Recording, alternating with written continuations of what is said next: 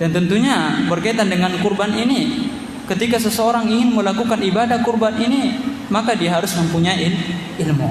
Jadi tidak cukup misalnya dia mampu, ada harta dan lain-lain sebagainya, tapi ilmu juga termasuk hal-hal yang penting yang harus diperhatikan. Makanya seorang ulama yang bernama Umar bin Abdul Aziz, beliau mengatakan, apabila seseorang melakukan ibadah namun tidak di atas ilmu, maka kerusakannya akan lebih banyak dibandingkan dengan kebaikannya. Maksudnya ketika seseorang melakukan ibadah apapun itu, kalau dia lakukan tidak di atas ilmu, pasti kerusakannya lebih banyak dibandingkan dengan manfaatnya. Dalam segi apa saja, dalam ibadah apa saja, kalau dia melakukannya tanpa ilmu, keburukannya akan lebih banyak.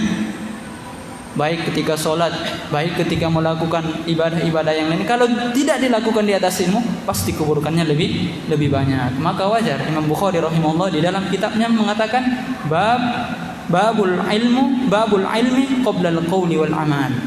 Bab tentang berilmu dulu baru beramal. Jadi ini dalam rangka mengamalkan ini kita mempelajari tentang fikih kurban agar kita tidak salah.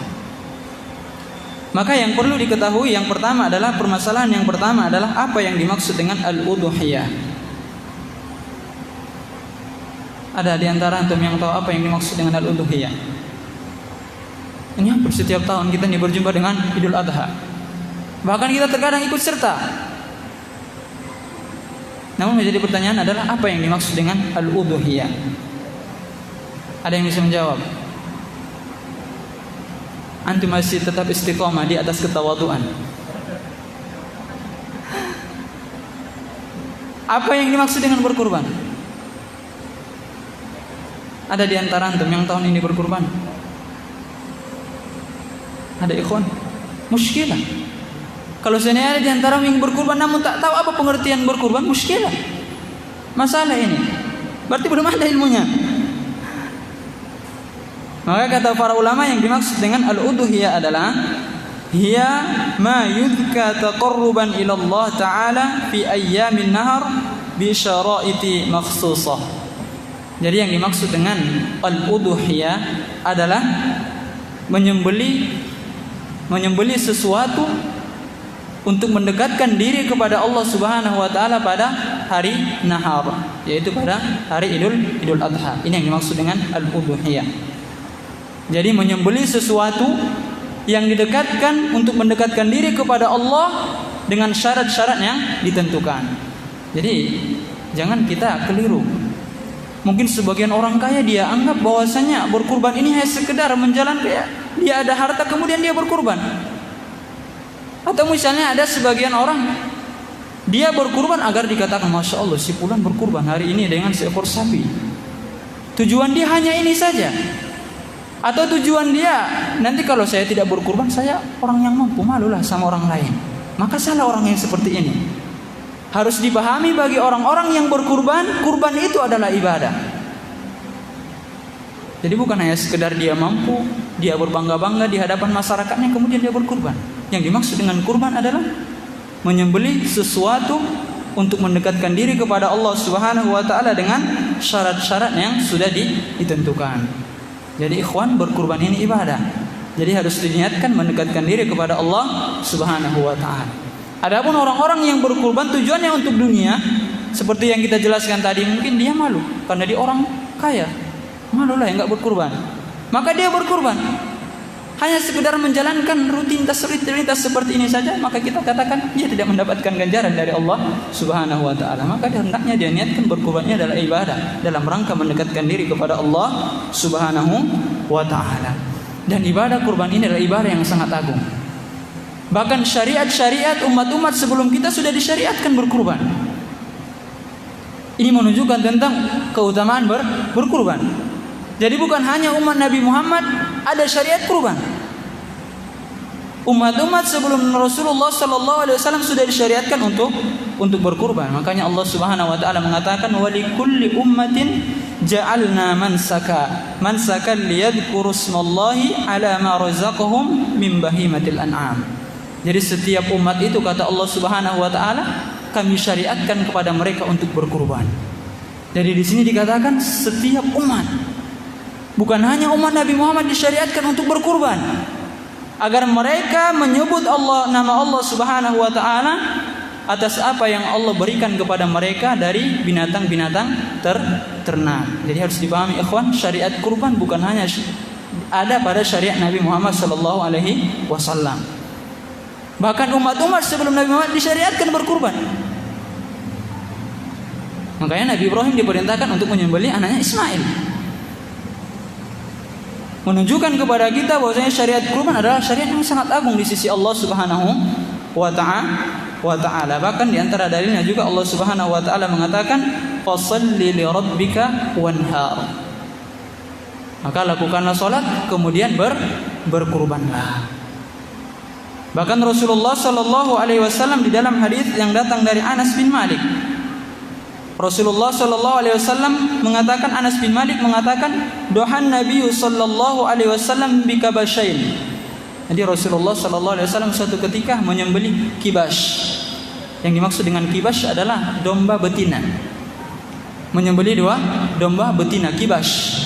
Maka kata para ulama, hewan kurban itu kalau seandainya betina sah saja kurbannya. Namun yang lebih afdal adalah jantan. Tidak ada dalil, kita dapatkan dalil dalam Al-Quran dan hadis mengatakan kurban harus jantan, tidak ada. Namun yang lebih afdal jantan. Maka Rasulullah menyembelih dua ekor kibas, domba betina. Amlahaini aqranain. Warnanya putih. Jadi kibas ini berwarna putih dan mempunyai tanduk. Dan kata para ulama, ketika hewan kurban tersebut bertanduk lebih afdal dibandingkan dengan hewan yang tidak bertanduk. Bisa dipahami ya? Kan ada sebagian kambing tuh usianya sudah sampai, sudah cukup, namun tidak bertanduk. Kata para ulama lebih afdal yang bertanduk. Karena Rasulullah menyembelih dua ekor kibas yang jantan, kemudian berwarna putih dan bertanduk. Wa dzabahahuma biyadihi, dan Rasulullah menyembelih dengan tangannya sendiri. Maka ini sunnah. Orang yang berkurban yang lebih bagusnya adalah dia yang menyembelih. Tapi bukan wajib. Namun yang menjadi realita di zaman sekarang ini, di masyarakat kita, mereka beranggapan bahwasanya orang-orang yang bisa menyembelih hewan kurban itu orang-orang tertentu saja. Dia takut tak hafal doanya, padahal doanya pendek aja. Bismillah Allahu Akbar sah. Jadi tidak ada doa-doa khusus panjang seperti ini, tidak ada dalilnya. Kalau seandainya dia mengucapkan Bismillah Allahu Akbar sah. Hada minni, Allahumma taqabbal minni, boleh-boleh saja. Yang paling penting adalah mengucapkan Bismillah kemudian mengucapkan Allahu Akbar. Rasulullah menyembelih dua kibas tadi dengan tangan beliau. Berarti lebih afdal nih. Kita yang berkurban, kita yang menyembelih. Tapi hukumnya sunnah, bukan wajib. Karena tidak semua kita juga berani menyembelih hewan kurban nih. Kalau tak pengalaman ngeri juga. Enggak mati-mati dia karena tak pas. Apalagi yang disembelih adalah seekor sapi. Disembelih lehernya, kepalanya disembelih, enggak putus-putus. Butuh ilmu juga. Maka ini sifatnya adalah sunnah. Namun yang lebih afdal siapa yang berkurban, dia yang menyembelih. Kemudian wasamma wa kabbara. Ini dalilnya. Kemudian Rasulullah mengucapkan bismillah wa kabbara dan bertakbir, itu aja. Walaupun nanti ada doa-doa yang lain boleh juga. Tapi yang paling wajib, yang paling penting adalah ini, mengucapkan bismillah Allahu Akbar. Wa wada'a rijlahu ala sifahiha. Kemudian Rasulullah sallallahu alaihi wasallam meletakkan kaki beliau di pipi kibas tersebut, kemudian disembelih. Ini dalilnya tentang pensyariatan hewan kurban, adanya ibadah kurban. Jadi bagi antum yang berkurban, usahakan antum yang menyembelih. Itu lebih afdal. Ya, tapi jangan dipaksakan. Kalau memang tak bisa, ya udah kasih kepada orang yang pandai, kepada ahlinya ya. Ini permasalahan yang kedua. Kemudian permasalahan berikutnya adalah apa hukum berkurban? Apa hukumnya ikhwan? Wajib bagi yang mampu. Ada pendapat yang lain? Ada pendapat yang lain? Hah? Masya Allah, dua-duanya benar. Kita jelaskan khilaf di kalangan para ulama mengenai hukum berkurban. Yang pertama, sebagian ulama mengatakan, di antaranya adalah Abu Hanifah, kemudian Al-Auza'i dan lain-lain sebagainya. Mereka mengatakan hukum berkurban wajib bagi yang mampu. Ada syaratnya bagi yang mampu. Kalau seandainya wajib tapi tidak ada syaratnya bagi yang mampu, udahlah berdosa kita semua nih. Tapi di sini dikatakan wajib bagi yang mampu. Ini pendapat yang pertama. Di antara dalilnya apa? Rasulullah Shallallahu Alaihi Wasallam mengatakan, man kana lahu sa'atan falam yudhi fala yaqrabanna musallana. Barang siapa yang ada kelonggaran, dia ada kelapangan, hartanya banyak, berlebih-lebih hartanya, namun dia tidak berkurban, maka kata Rasulullah, jangan dekat-dekat di tempat sholat kami ini. Rasulullah mencela orang seperti ini. Kalau dia mampu berkurban namun dia tidak berkurban, jangan dekat-dekat tempat sholat kami, kata Rasulullah Sallallahu Alaihi Wasallam. Padahal ibadah kurban sangat mudah bagi orang-orang yang punya harta. Iya kan ikhwan? Tinggal keluarkan uang. Malas mencari, suruh orang lain mencari, aman. Makanya Rasul mengatakan, barang siapa yang ada kelapangan, dia tidak berkurban. Jangan coba-coba mendekati tempat sholat kami. Ini kata Rasulullah. Kemudian dalil dari Al-Quran, Allah mengatakan, fasalli li rabbika wanhar. Di dalam surah Al-Kautsar, dirikanlah ke salat, lakukanlah salat, kemudian apa? Berkurbanlah. Maka kata para ulama di sini lafaznya atau sigohnya dengan sigoh amar, perintah. Setiap perintah menunjukkan kewajiban. Ini pendapat yang pertama ini. Sedangkan menurut mayoritas para ulama, di antaranya Imam Malik, Imam Asy-Syafi'i, kemudian Imam Ahmad. Tadi kan pendapat Imam Abu Hanifah dan ulama yang lainnya. Sedangkan menurut mayoritas para ulama, di antara Imam Asy-Syafi'i, Imam Malik, Imam Ahmad, mereka mengatakan hukumnya hanya sunnah muakkadah, sunnah yang ditekankan. Apa dalilnya? Rasulullah Shallallahu Alaihi Wasallam mengatakan, idza ra'aitum hilala dzulhijjah, apabila masuk bulan Dzulhijjah, wa arada ahadukum an yudhhiya, dan salah seorang di antara kalian ingin berkurban, fala yumsik an sya'rihi wa adfarihi, maka hendaklah dia jangan memotong rambutnya dan memotong kukunya. Ini sudah kita jelaskan kemarin. Di dalam hadis ini dikatakan, barang siapa di antara kalian yang ingin, berarti kalau tak ingin tak mengapa. Bisa dipahami ikhwan? Dalil yang mengatakan sunnah muakkadah. Di dalam hadis ini dikatakan, barang siapa di antara kalian ingin, berarti kalau dia tak ingin tak apa-apa. Dalil yang sangat kuat juga. Kalau seandainya wajib, tidak diberikan seperti ini kalimatnya. Tetapi di dalam hadis ini dikatakan, kalau kalian ingin berkurban, hendaklah dia jangan mencukur rambut dan kukunya. Berarti ini juga di antara sunnah. Misalnya kalau seseorang ingin berkurban, mulai tanggal 1 Dzulhijjah, dia tidak boleh lagi memotong kukunya, memotong rambutnya, dan memotong yang lain-lainnya. Tak usah dijelaskan lagi yang lain-lainnya, sudah paham lantung. Ngeri kali nanti kalau kita jelaskan.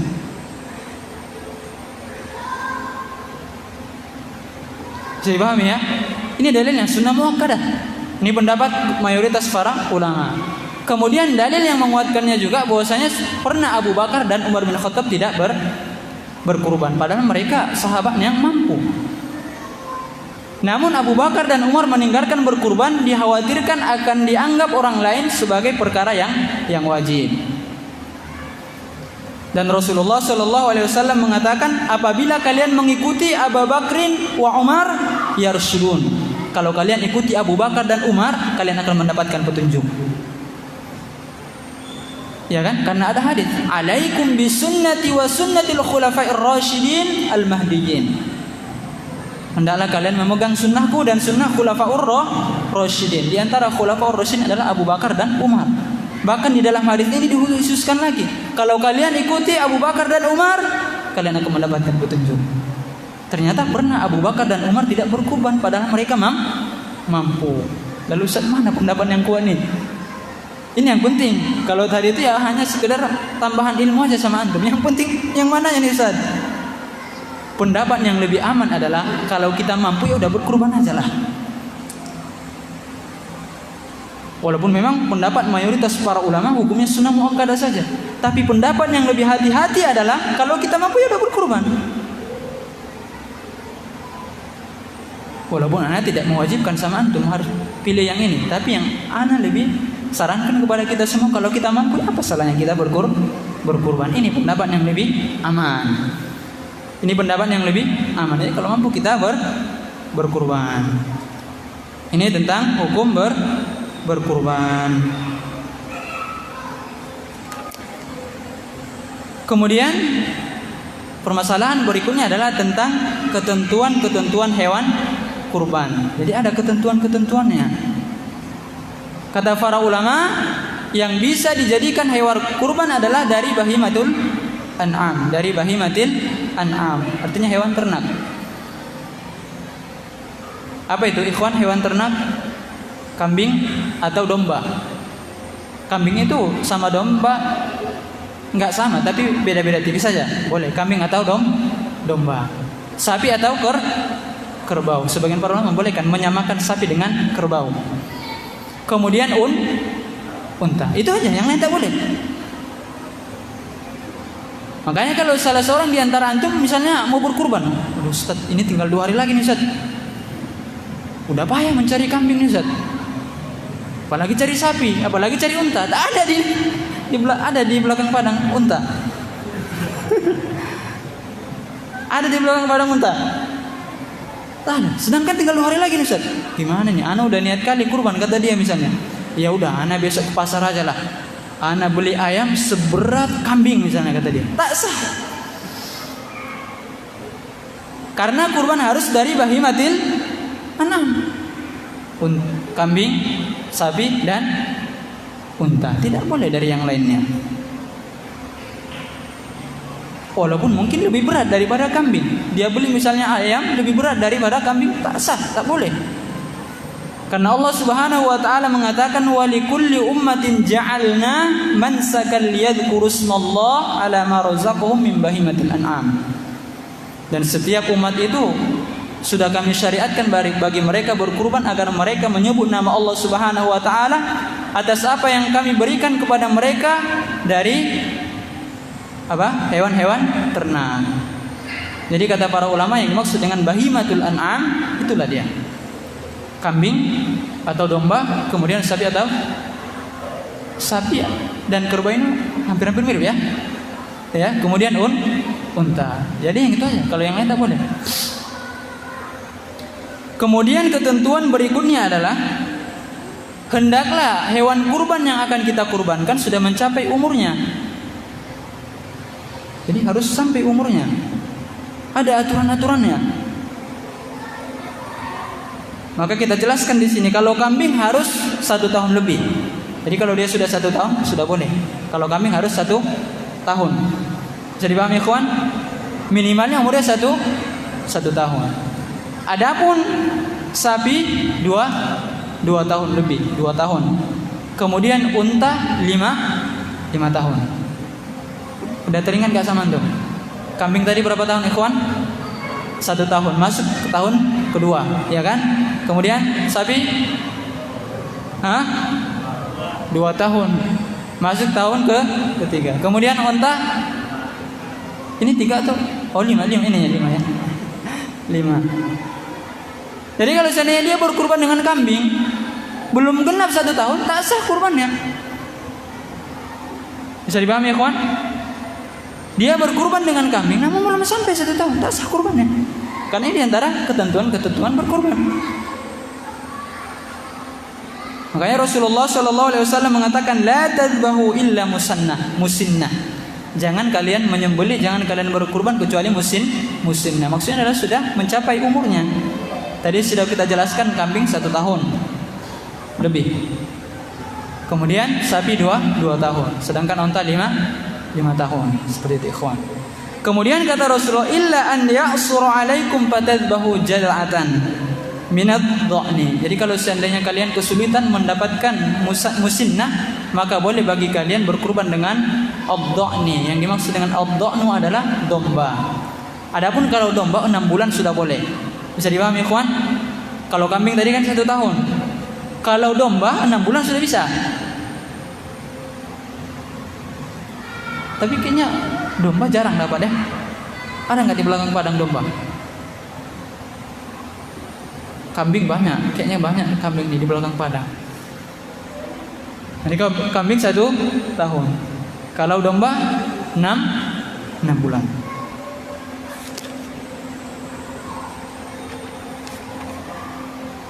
Kemudian hendaklah hewan kurban tersebut tidak ada cacatnya. Dan cacat hewan kurban ini terbagi menjadi 3. Cacat hewan kurban terbagi menjadi 3. Yang pertama, cacat yang menyebabkan tidak sahnya kurban. Ini yang pertama. Kemudian yang kedua, cacat yang hukumnya hanya makruh saja.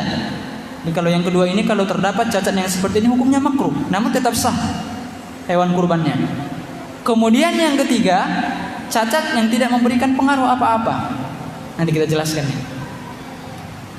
Yang pertama adalah cacat yang menyebabkan tidak sahnya hewan kurban. Di sini ada 4 nih. Kalau 4 cacat ini terdapat pada hewan kurban, tak sah kurbannya.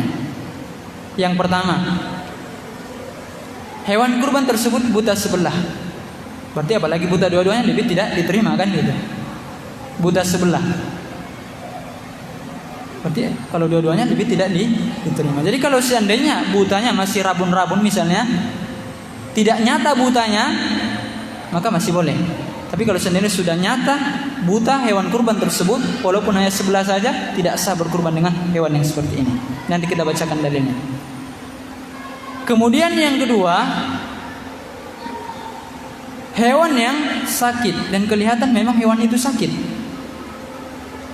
Apa diantara indikasi bahwasanya hewan tersebut sakit? Misalnya kita lihat hewannya sangat kurus, kelihatan dari fisiknya dia sakit, dan jelas bahwasanya hewan tersebut sakit, maka tidak boleh berkurban dengan hewan yang seperti ini. Kemudian yang ketiga, hewan yang pincang dan jelas pincangnya. Bisa dipahami ya? Misalnya sapi yang akan dikurbankannya kakinya tak ada satu lagi, udah potong sudah. Tapi kata para ulama, kalau seandainya pincangnya masih bisa berjalan, hanya sedikit-sedikit saja, masih tetap sah. Bisa dipahami ikhwan? Kemudian yang keempat adalah hewan kurban adalah hewan kurban yang sangat kurus sehingga tidak ada lagi sumsumnya. Kurus sekali. Sampai-sampai tidak ada lagi sumsumnya. Maka yang 4 ini kalau terdapat pada hewan kurban, tidak sah berkurban dengan hewan yang seperti ini. Bisa dipahami ikhwan? Tidak sah. Dalilnya adalah Rasulullah SAW mengatakan arba'atun la yajzina fil adahi. Ada 4 cacat kata Rasulullah. Kalau ini terdapat pada hewan kurban, maka tidak sah hewan kurbannya. Kata Rasulullah. Yang pertama kata Rasulullah adalah al-awra'u al-bayyinu awruha.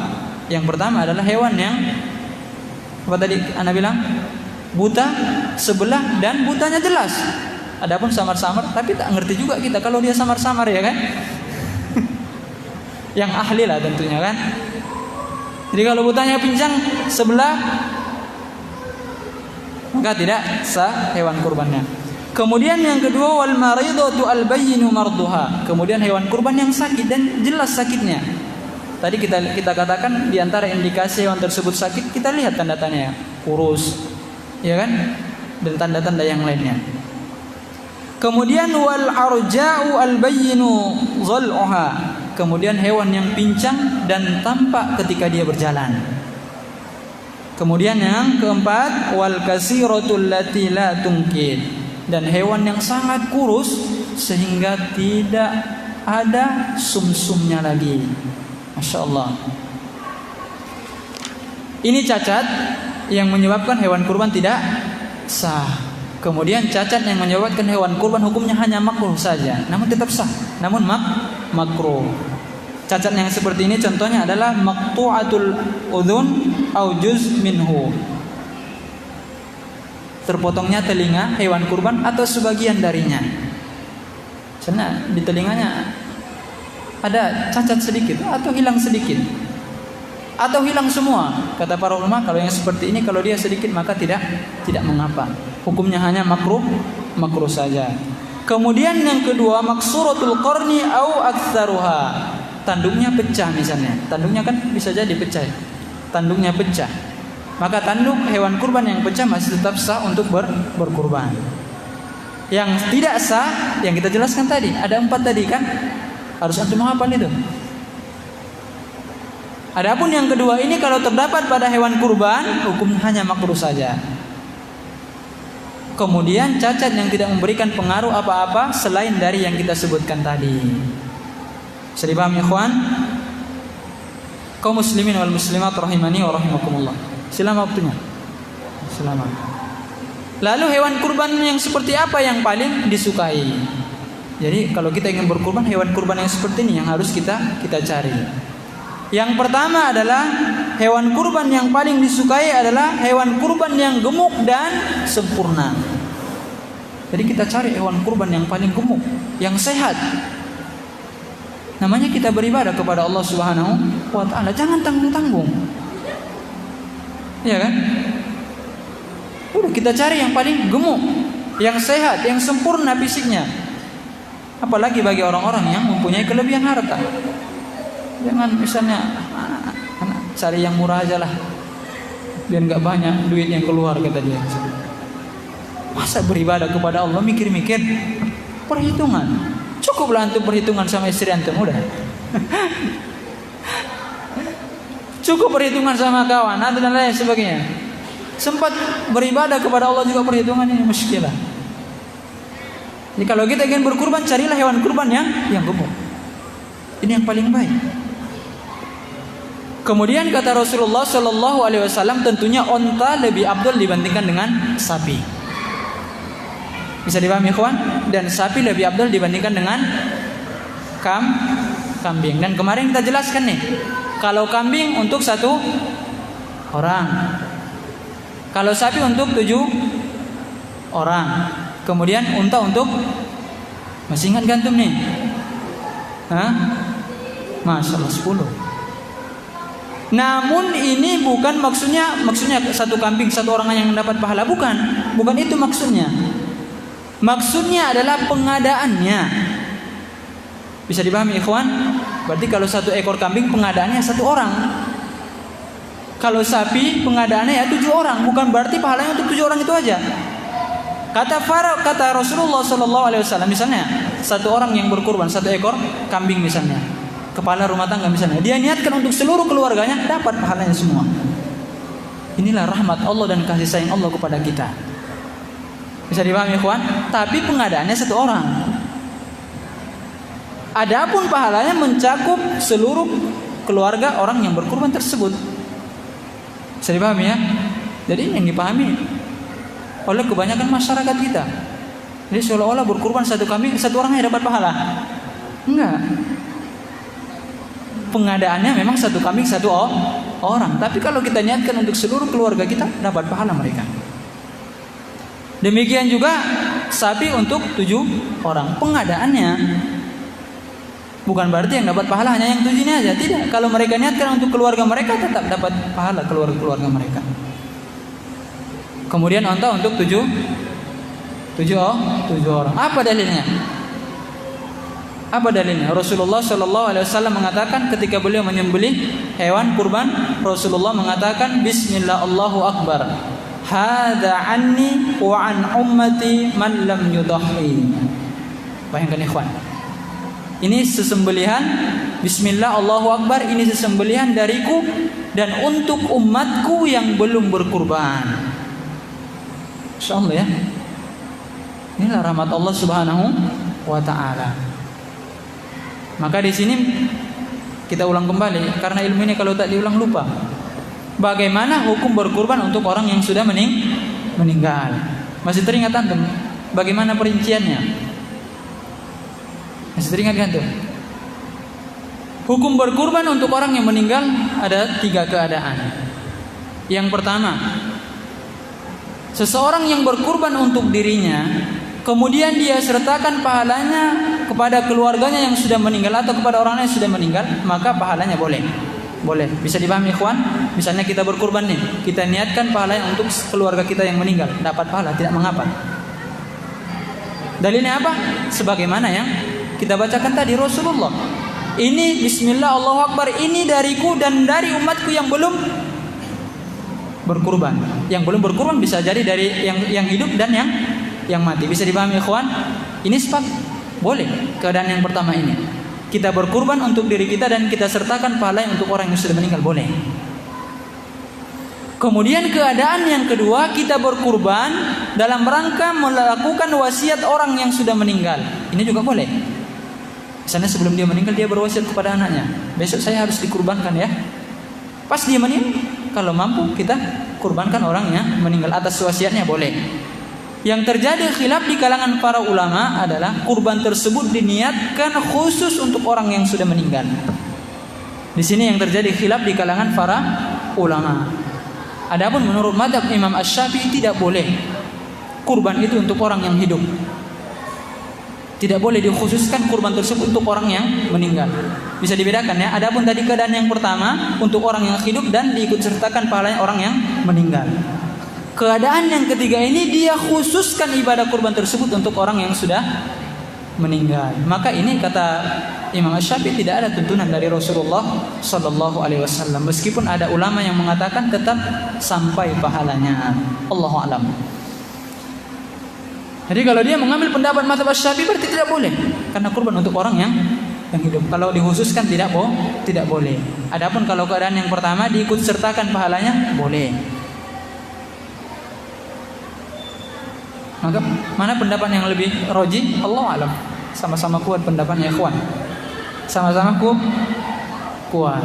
Namun kalaupun seandainya ada orang yang mengamalkan dia berkurban khusus untuk orang yang meninggal, ini bukan, jangan dia niatkan itu adalah kebiasaan Rasulullah atau itu sunnah yang diajarkan oleh Rasulullah sallallahu alaihi wasallam. Seperti itu ikhwan.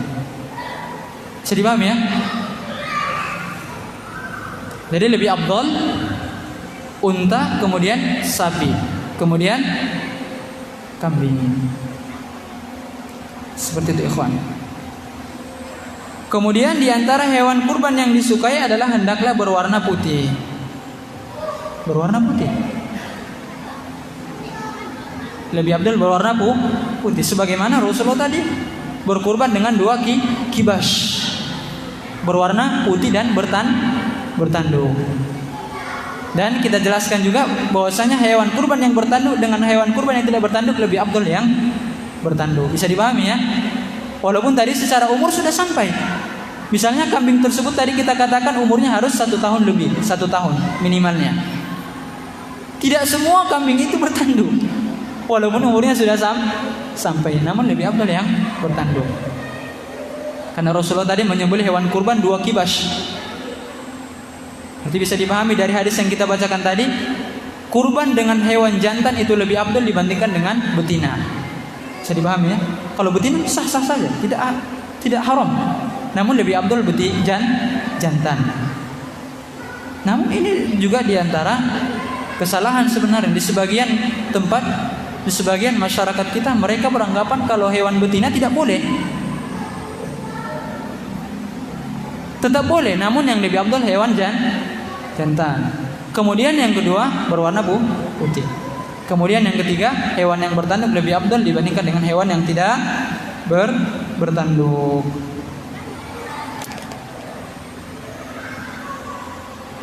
Ini pembahasan terakhir insyaallah.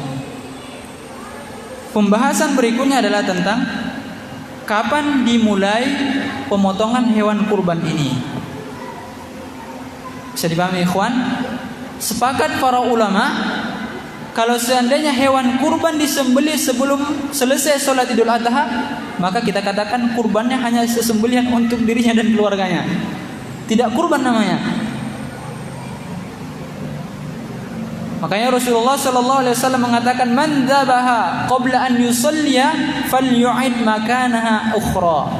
Barang siapa yang menyembelih sedangkan dia belum salat Idul Adha, maka hendaklah dia mengulangi sesembelihannya karena sesembelihan tersebut bukanlah termasuk kurban. Kayak seperti minggu yang lalu kita jelaskan, mungkin dia katakan kalau sudah Idul Adha kan itu hari raya. Enggak, Gak usahlah repot-repot kata dia. Satu hari sebelum Idul Adha aja lah berkurban, biar gak repot kata dia misalnya. Tak sah kurbannya.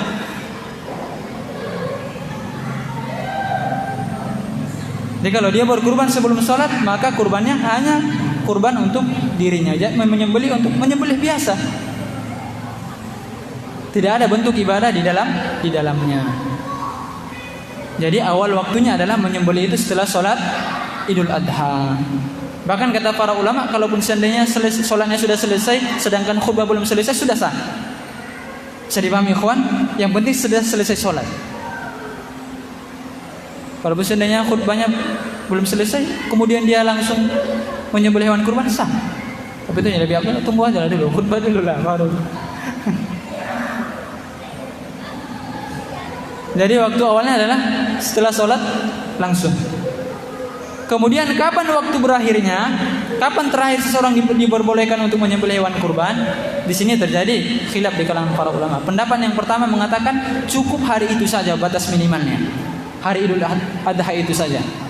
Kemudian pendapat yang kedua mengatakan sampai hari kedua dari Yaumut Tasyrik. Ya kan? Karena hari Tasyrik itu 11, 12, 13. Hanya sampai 12 saja. Kemudian pendapat yang ketiga, Allah alam, ini pendapat yang rajih.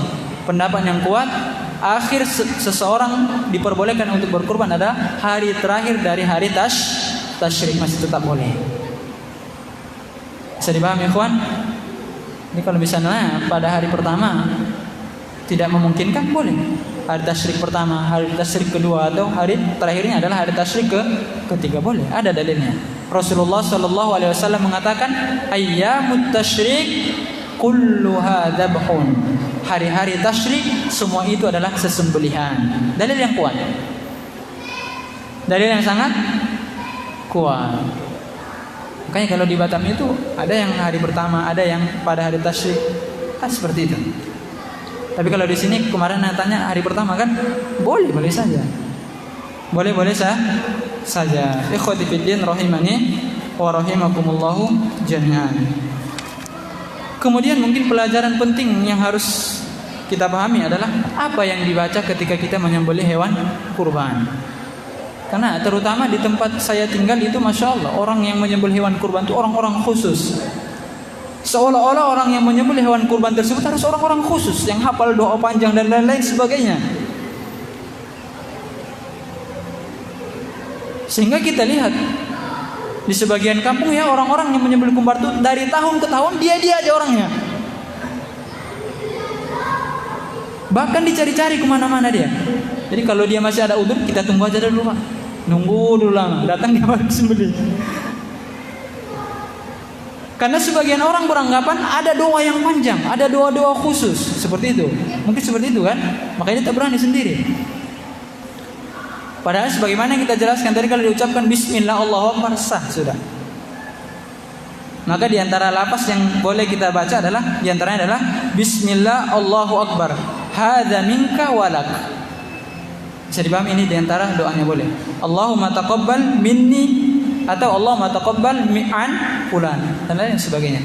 Namun kalau seandainya tak hafal pun lafaz-lafaz ini, cukup Bismillah Allahu Akbar, sah. Bisa dipahami ikhwan? Demikian pembahasan kita pada malam hari yang baik ini, karena waktu Isya sudah masuk. InsyaAllah seperti biasa pada salat Isya kita lanjutkan dengan sesi tanya jawab. Subhanakallahumma wa bihamdika asyhadu an la ilaha illa anta astaghfiruka wa atubu ilaik. Assalamualaikum warahmatullahi wabarakatuh.